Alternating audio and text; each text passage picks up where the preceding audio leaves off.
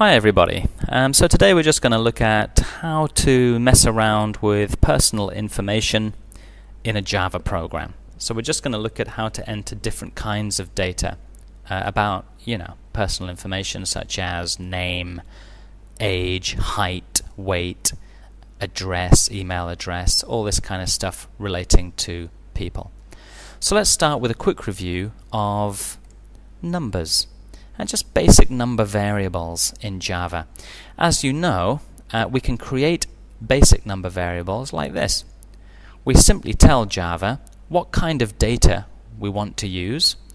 We give it a name so that we can use it in our program easily. We can identify the variable. And we can assign a value that goes into the variable. And I like to think of these as memory boxes. Okay? So here we've got an example. We've got a box big enough to fit an integer. That's what we told Java. We've given it an identifier, so we can kind of use that within our program to identify the memory box. And we're going to put some data in there. We're assigning data using the equals sign. There are, of course, other ways to put data into memory boxes that we've looked at, such as using a scanner variable. That will also allow you to get data from the keyboard into your memory box. So just a very quick, I'm just going to mess around a little bit in my Java development environment. I'm using JCreator, and I'm just going to create a little memory box called my age, and I'm just going to stick a number in there.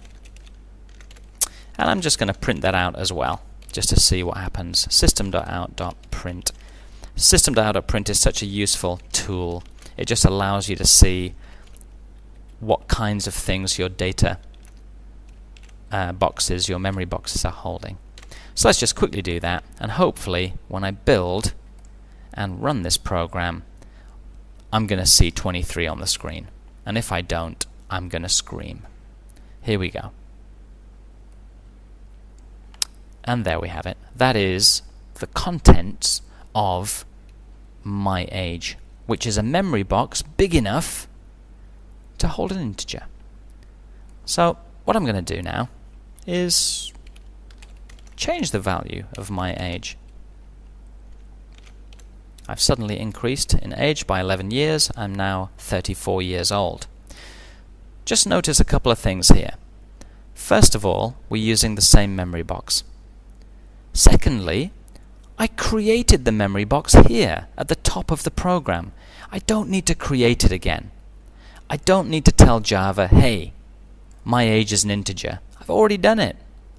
So down here, when I'm using it again, I just say, listen, I want to put 34 into the my age memory box. Okay? And when I copy and paste that line out, build and run my code,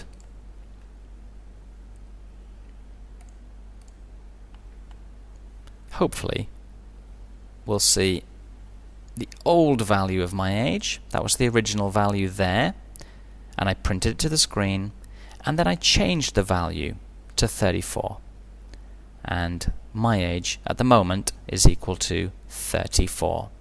Okay? Now just before we move away from numbers, I just want to look at one other little idea. Let's just delete this stuff. I'm going to make a little for loop. I'm going to create another little memory box called I, which starts with a value of 0, goes all the way up to 9, and just going to increment in steps of 1, I++. Remember, I++ equals is the same as I equals I plus 1. It's the same. A very quick way to write that is I++. And what I'm going to say is my age is equal to my age plus 1. So what this does is Java will come to this line of code and say, listen, I'm going to look in here and see what my age is currently equal to. And it will find 23. So it takes the 23, it adds on 1 to make 24, and it puts all of that into the my age memory box. So that's now going to be equal to 24. Okay? And let's just print out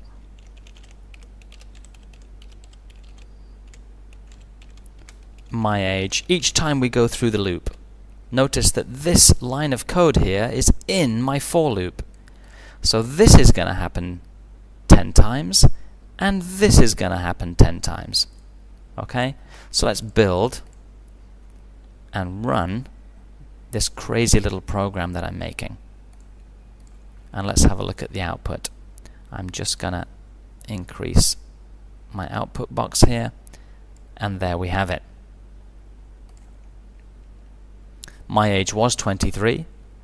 I then went into a for loop, and I said, listen, the new value of my age is equal to 23 plus 1, which is 24.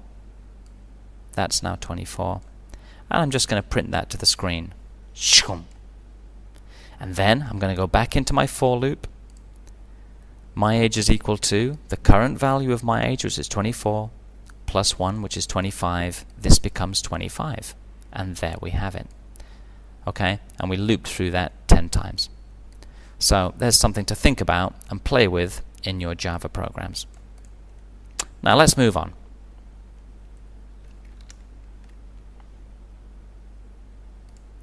What if we want to play with text in Java?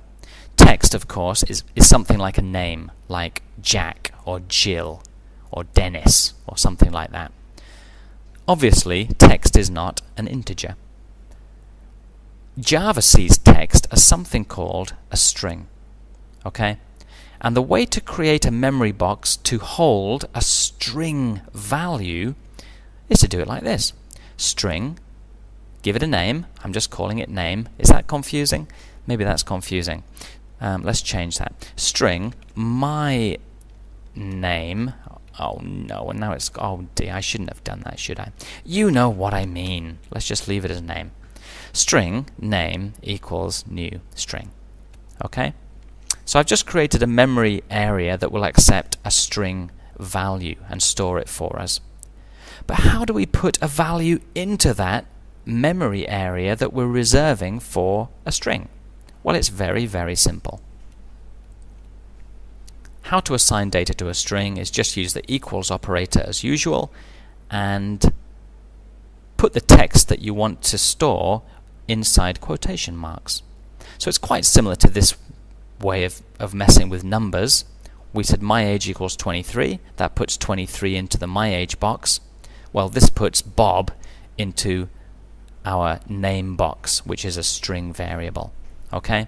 So if we just go back to Java's development environment, let's get rid of all this junk about numbers, because we've had enough of numbers, and we're going to start messing with strings. Let's call it my name is equal to a new string. And let's assign this variable called my name with some data. Okay? We need quotation marks, and we also need the semicolon as usual. And I'm just going to put some data in there. Jonathan. There's a beautiful name. Okay? So system.out.print my name. So hopefully this will print out the contents of the variable my name. Currently, that seems to be Jonathan. So let's build that. And let's run it. Here we go. Fantastic. How wonderful. Okay, so it's as simple as that. Purely out of interest, I'm just going to do this. This has just come to mind. What would this do? My name plus another string. Let's say Obama, Jonathan Obama, the president's brother, maybe. Notice I've put a space in there just so it will look good if it works. My name equals my name plus another string. This string will become the current contents of the string, which is Jonathan, plus something new, which is Obama. Is that going to work? I have no idea. Oh, before I run it, let's have a system.out.print so we can see the result. So again, we're just going to print out whatever my name holds. So build the file, and we're just going to run it and have a look at the output. Incredible! So that's the original contents of my name. I used print. I should have used println. And then I updated my name to hold some extra data. And there you go, Jonathan Obama. Okay, something to think about. Now then, let's go back to our presentation and think about what's happening in memory. Does it look like this in memory? We create a little box which is big enough to hold a string. We give it an identifier. I call my name, or my name, and then we put some data in. My name equals Bob. Is that what happens when we mess around with strings? Well, no, it isn't. And let me explain why. Basic data types are byte, long, short, float, double, int, char, and boolean. And with basic data types, a little memory box is created. We give it a name, and we put data in it directly into the box. It's very, very easy. And the size of the box will depend on the kind of data that we're trying to shove into the box. So for example, a char data type is probably not going to require very much memory, and so the box would be a bit smaller in memory.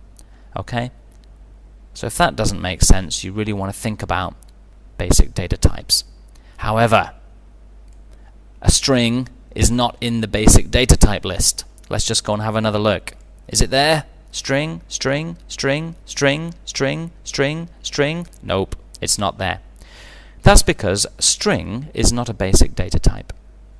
A string is an object. Okay? And we're going to be working a lot with objects during this course. And let me show you what an object looks like in computer memory.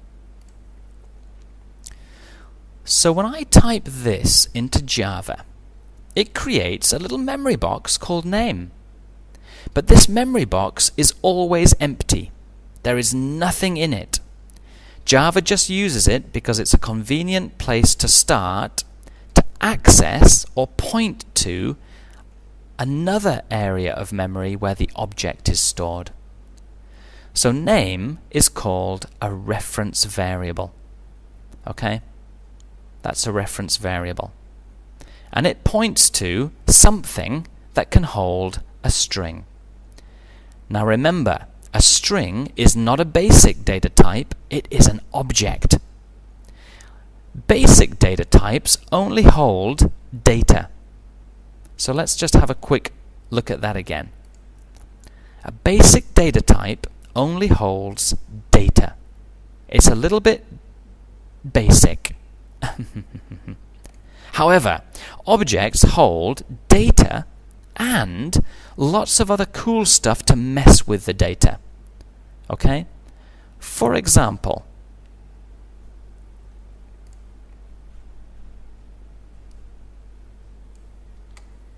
my name equals Jonathan, system.out.println.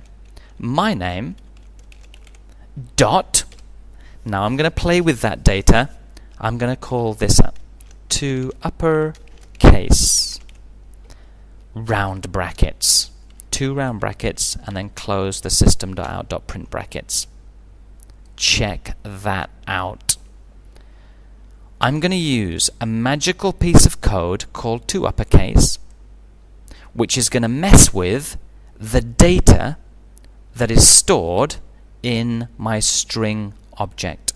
And that data at the moment is Jonathan. So when I build